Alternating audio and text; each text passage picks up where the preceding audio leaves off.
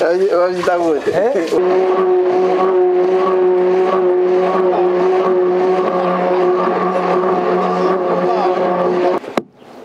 Ahantu kaba nari kunywa cyane Nituko tugenda ku murongo. ibisambo se Usanga je wampaye duke.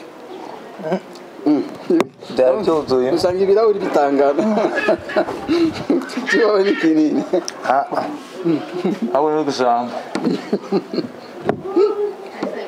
Ni nakaranga ku Burundi. Ntibiri kure nakaranga. Ubironkera umwanya guti kugira urumva urumenyesha makuru kaja muri ivyo ubironkera umwanya guti. novuga nti cambere cyo hariho kintu nakunda kuvuga mu gifaransa kivuga ngo vous devez toujours trouver le temps de ce qui est important pour vous. Tugeza misi yose tugeza kuronka umwanya w'ikintu novuga gihambaye mu buzima bwawe. Rero kugira ntashobora kuvuga ngo ndabuze umwanya wo gufungura. Ntashobora kumwanya wo gukora ikintu nkunda.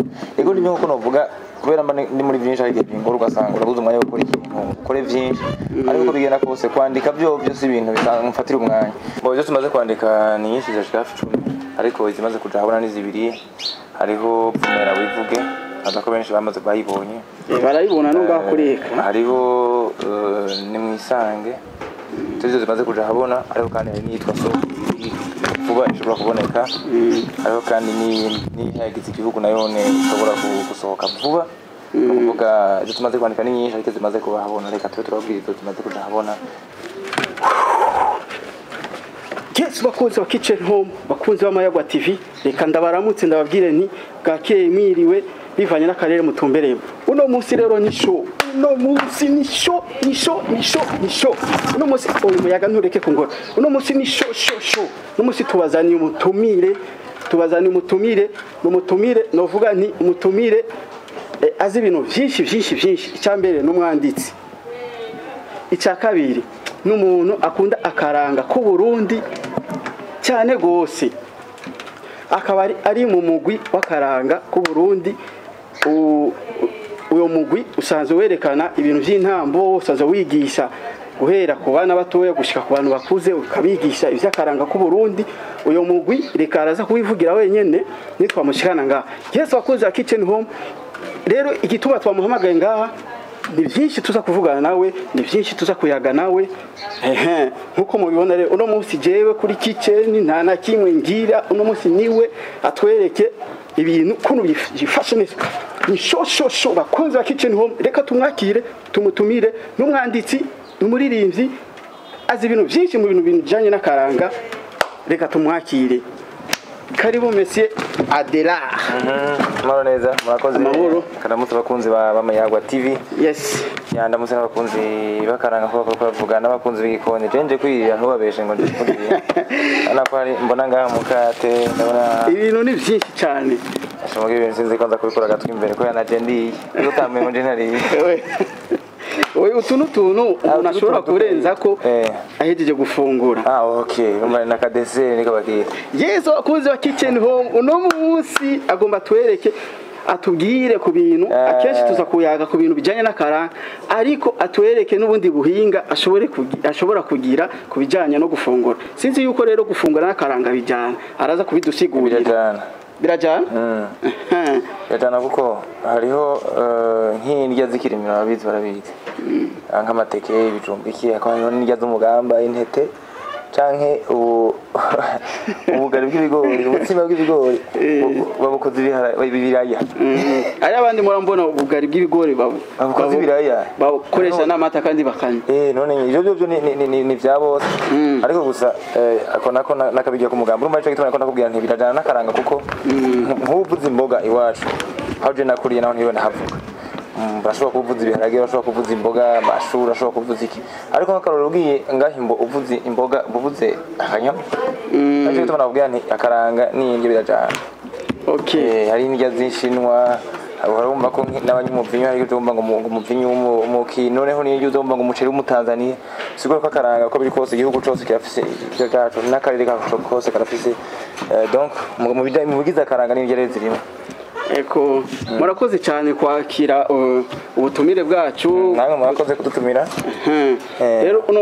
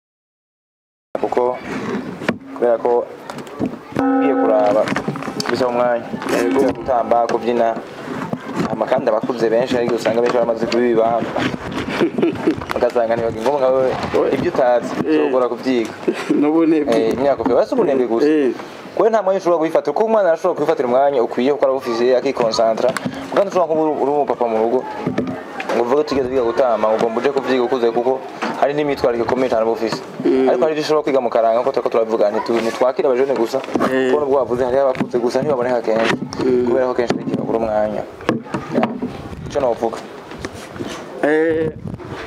mushinga naye Adelar biraboneka yuko uri mu Muyange Legacy ari ibindi bintu vy'ivyese wandika ni nakaranga ku Burundi ntibiri kure nakaranga ubironkera umwanya guti kugira urumva urumenyesha makuru kaja muri ivyo ubironkera umwanya guti novuga nti cambere cyo hariho kintu nakunda kuvuga mu gifaransa kivuga ngo vous devez toujours trouver le temps de ce qui est important pour vous tugeza misi yose tugeza kuronka umwanya w'ikintu novuga gihambaye mu buzima bwawe rero kugira ntashobora kuvuga ngo ndabuze umwanya wo gufungura ntashobora kumwanya wo gukora ikintu nkunda ego nibyo nkuko novuga kubera ndi muri byinshi ari igihe ngoro ugasanga urabuze umwanya wo gukora ikintu ukore byinshi ariko uko bigenda kose kwandika byo byose ibintu bikamfatira umwanya nuko nk'ubu ngize bisaba ico no kwita mu gifaransa inspiration ushatse kwandika urubyino nkumva ruraje bisaba ko mba ndagumba ruje aho ibyo mba ndiko ndakora byose mbanza nkagarika abanza nkagwandika nimba haje Islam nkumva ndagira inspiration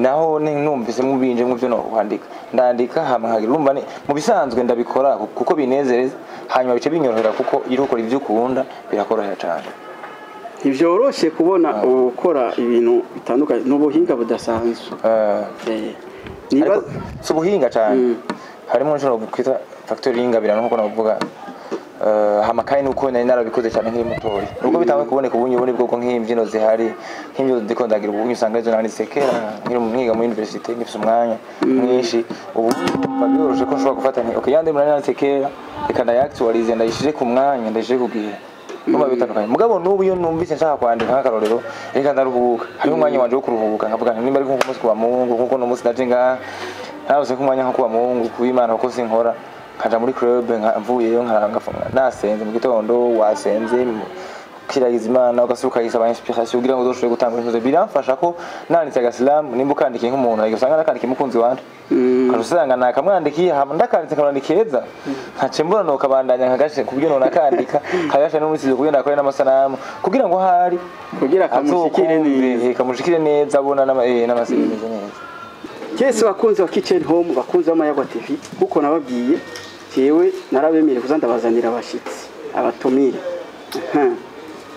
umutumire mwiza igenda neza Imana umutumire wacu rero niba ariko aradutegurira ibintu tuza gufungura rero urumva si vyoroshe nande birame mbone yes nk'uko zababwiye n'umwanditsi araririmba azi byinshi mu bintu bijyanye n'akaranga ari mu migwi y'akaranga rero mbere kujya Misia Adelar mu Muyange Legacy mumaze kwandika indirimbo zingana gute byo tumaze kwandika ni nyinshi zashika hafi 10 ariko izimaze kuja habona ni zibiri hariho Pumera wivuge azako benshi bamaze bayibonye barayibona no ngakureka hariho ni mwisange tuzo zimaze kuja habona ariko kandi nitwa so vuba ishobora kuboneka ariko kandi ni yagize igihugu nayone ishobora gusohoka vuba kuvuga izo tumaze kwandika ni nyinshi ariko zimaze kubahabona reka tube turabwira izo tumaze kuja habona n'iyindi soko igiye gusohoka vuba cyane novuga ni mbona kazoza yo mugwi muyiteguriye gute muyibona gute icambere cyo novuga twifuza ko akaranga shakura kandi neza ko umwe wese nk'umunyakaranga kandi bose n'ibyo hangira bafise hanyuma tukifuza yuko umuntu wese ahari yomenya akaranga kandi yomenya Umuyange Legacy uri mu Burundi uri mu makungu n'abo mu makungu bakabibona icyo gituma tubicisha mu ndirimbo kenshi tukavuga tukandika imbyino zijanye n'amayago ya kera ukuntu bakira abashitsi ukuntu baba bayagiza no guhayagiza igihugu mbere bashaka muri rusangi ariko kandi timuge mbega mbona kazoza mu gwacu imeze gute kwa twihanganira yuko muri no mwaka bwo dufise umugwi mwiza ufise izina ufise aho kurashika kandi biko birashikwa kuko umwaka wose tugiye tuharira ibintu twahariye gukora ibikorwa rero bija habona kuko nta bikorwa twari bwashira habona mu mwaka uhetse rero nibyo turiko turakora ubu kandi baza ko biriko biragaragara ko barabibona hanyuma kandi bikunze umwaka ukurikira bari kuja gutangura kwiyumvira ku bijanye n'ibiteramo kugira ngo duteramanye n'abakunzi b'umuyange n'abakunzi bacu ibiteramo ndangakaranga byaje byo mu Burundi nabaye nango dushobora kuronka ibyo gusohoka hanze y'igihugu kugira ngo tujye kwerekana karanga kuko biri kose n'abari hanze baranyota karanga ku Burundi abarundi bari hanze canke abarundi imbere abakunda abagenzi b'u Burundi niko novuga cyongeye kurumva nuko ari n'igihe turiko turi gukuntu tworonza imigenderanire kugira ngo n'abandi bari nk'abarundi bari kure mu mahanga bashobora kugira kwiga karanga bashobora gukorana bari mu mahanga canke bari ino bakaza turafashanya mu guhana intambo n'imvino mbere bishitse n'amayaga tukayasanga tukayapartager niko rero burya kugira umuntu yinjire muri uwo mugwi akenshi musaba iki hari abantu usanga bifuza kwinjira mu migwi ariko gusanga bafise de complexe mu kirundi ni bon usanga birabagora canke baratinya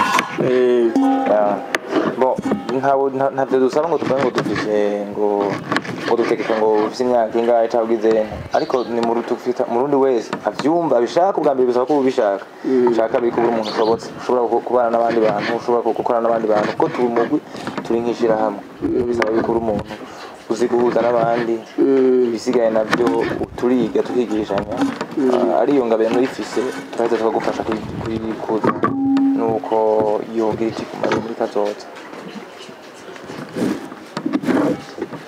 Sadera wabonye kitchen home n'ibi nibiki ibi cyangwa tugeze naho niko ndabona tushiremo gute shiremo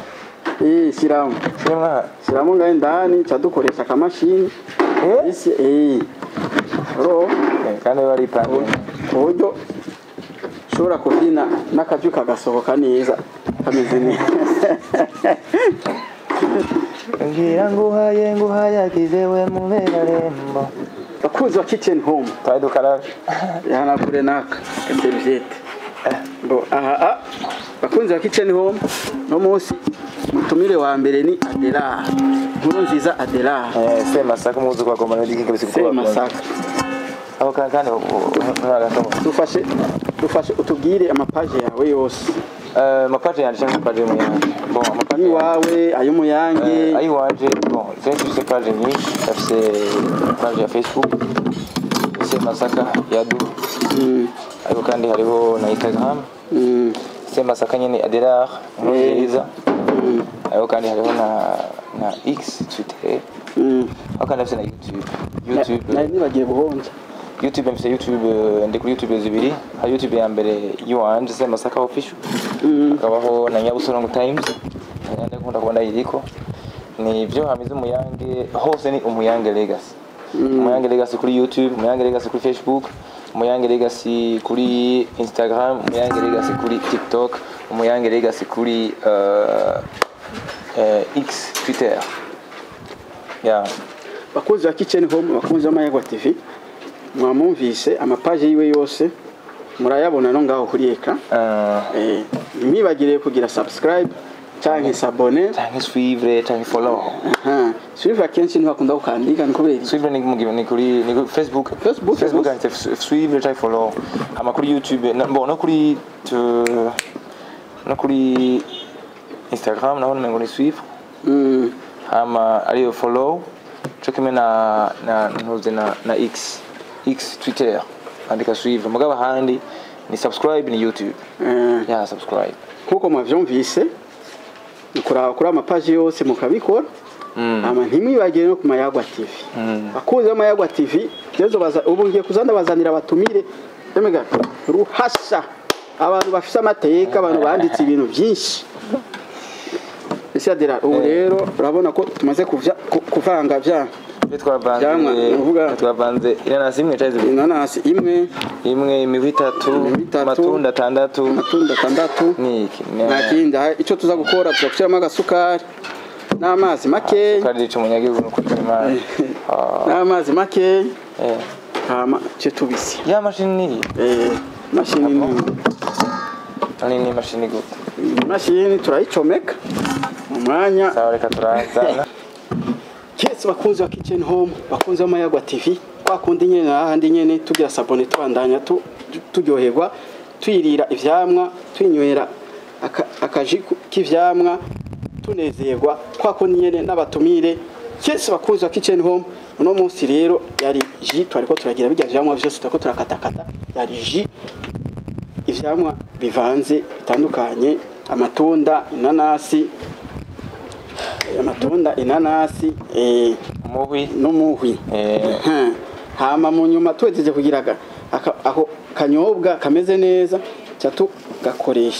dukoresha n'agakate dutumira none ubu turabumara abatumire urumva je n'umusango wa umutumire abatumire mutumira abandi nabo naco muraryoherwa kuri kamera uko nyene gushika muzoshikirwa dusuke mu amazi shiramo tuzi duke urambwiye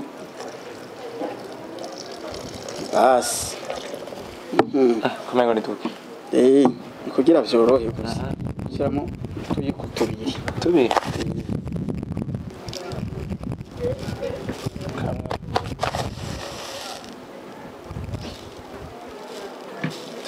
hejeje aho fata rero akamashini rero aka hahiye kugira gufata gute ufata uko nyene umugozi ucishe hejuru gutya uru rutoki nirwo rufyondo ruru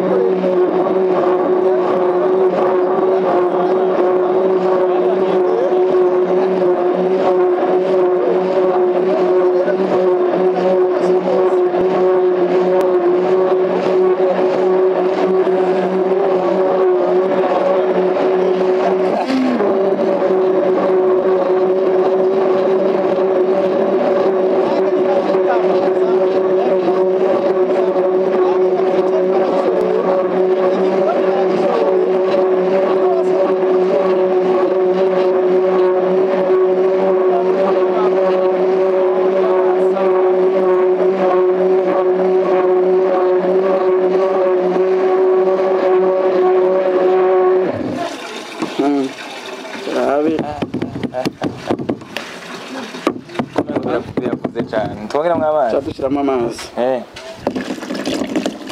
tugeze tugire turakoresha dukubita kandi abyita gukubita guhushura umukubita shishu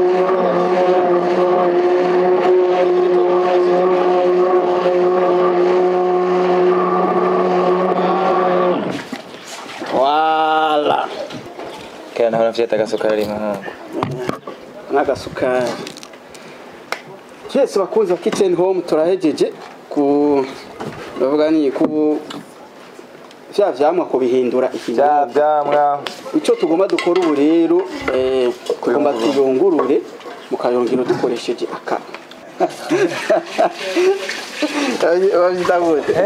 ni ibibuto ngirango ngo ndavuga ni ibibuto ibisigarira bya Yesu wakoze kitchen home ubu rero tugira tuyungurure abyita kumimina tumimine ama ibisigarira tubikureyo tubishyire ku ruhande nako bitapfa urasuka byose bisigara oya wewe urasuka kamwereka kamwe urasuka tugira gute kazura kubita uko nyene umugiro ko mpaka bigabanuke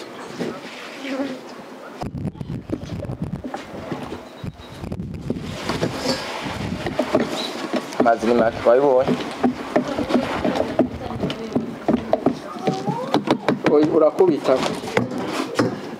kugira gutya kugira gutya bakoze kitchen home ruba twe twiga byose kugira gutya niyo bica bihera n'ingoga ayibona sikoroka gose ariko bica bihera n'ingoga yego abaye kibamba oya byose no kwiza bakunze wa kitchen home bakunze amayaga TV oyo ni mushinga naye Adela nkuru nziza Adela akara dukorera kitchen home shaka aho kumimi aranaye ko amazi ufakoresha ubwoko kumwe uko nyene cyabe nize ndamenya amuhungu ariko no mwishuri byamabingora nabanza kumara iminsi nako bica bigabanuka n'ingoga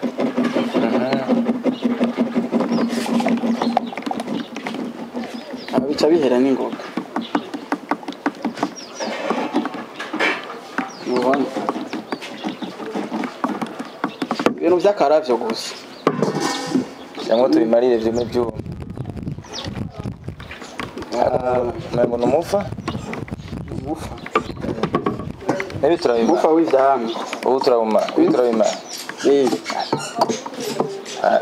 sinda ndundi byabaye byinshi ntabyo tuma bon asigaye ko twereka abakozi ba kitchen home ibyo twejeje gukora aho bica naho tubishira ngira muca mubibona Yesu bakunze wa kitchen home urabona rero Nkurunziza Adela abereke umuyange umuvango umuyange rega sabereke ukuntu ibintu vyifashe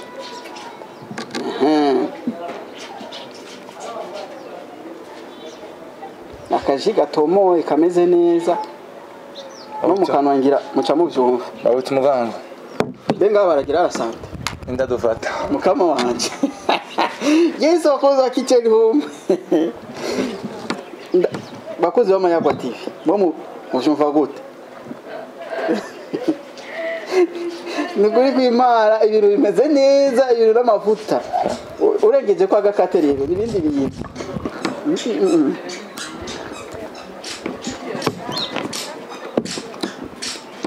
nukuri kwimana abantu muratubabarira bavuga yuko kuvuga njya mu kanobi n'amafuta nsubira kuvuga mendeje Jeri mumbabarire je sishobora kwihangana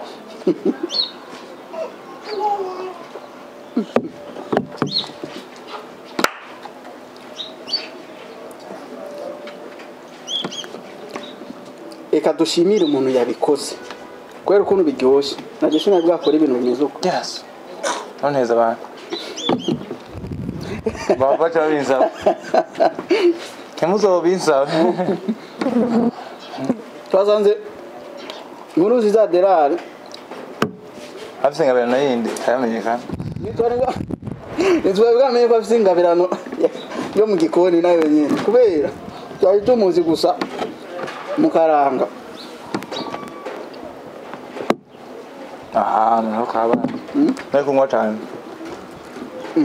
nituko tugenda ku murongo ibisambo zega usanga je wampaye duke Daryuzuye usanga ibirahuri bitangana kibaho ni kinini abo no gusamba Yesu bakunze wa kitchen home bakunze amayaga TV nkuko mwabibonye tugiye gufungura, tugiye kunywa ikinyobwa nkuru nziza Adelari yadukoreye, tuko turegera umusozo rero. Tubashimire cyane. Mbese Adelari. Turabashimiye cyane ko mwatwitavye. Nawe ndagushimiye cyane, nshimiye n'abakunzi b'Amayagwa TV. Ko tarya mbambo. Keretse abari ndabashimiye cyane rwose. Bisigaye nyasutoka navyibusha nako narimbuza akantu hawo. Kandi wakoze kudukorera utuntu turyoshe. Dutagase. Wakoze kudubi. Yego cyane. Yesu wakoze wa Kitchen Home, wakoze Amayagwa TV. Nkuko mubibona ku masanamu ngaho muko murabona imvyino zo Muyange Legacy, muko murabona ivyese vya Nkuru Nziza Adelari. Naho mutumva amajwi nyarukira kuri ayo mapaje yabo, muraza kumva ivyo bayagamo, ivyo bavugamo. Hama mukore s'abonner, subscribe, j'aime, commentaire na partage hose. Hama nimwibagire yuko nanjye mushigikire, mugire subscribe, j'aime, commentaire na partage. Hama turabemiriye ko tuzobazanira undi mutumire, turamumenya neza, tuzobamenyesha mu minsi iri imbere. Akajambo kanyuma ku bakunzi ba Kitchen Home. Ndabashimiye cyane, ndabashimiye ko twabaze twashoboye kubona tukarangiza.